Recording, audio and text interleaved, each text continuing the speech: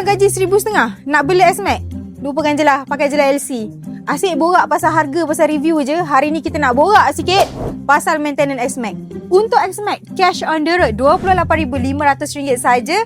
7 tahun dengan duit muka RM2,458 saja. So, untuk insurans X-Max, anggaran dalam RM700-750 macam tu lah. So, kalau korang bahagikan 12 bulan, sebulan korang hanya spend RM63 sahaja. Untuk tangki minyak dia 13 liter. So, dalam sebulan korang spend lah dalam 100 ke 150 macam tu. Tapi kalau korang kaki lenjan, 300 pun tak cukup. Untuk bahagian maintenance pula, minyak hitam, gear oil dan juga dia punya filter, anggaran dalam 100.5.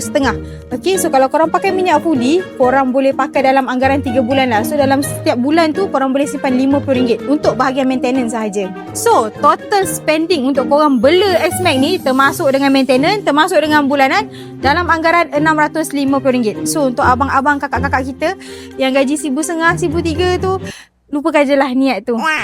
So, kalau korang rasa korang mampu, gaji korang lebih daripada RM2,000, korang jangan lupa tekan apply now dekat bawah. Jangan lupa like, follow dan juga share to next video. Wallah.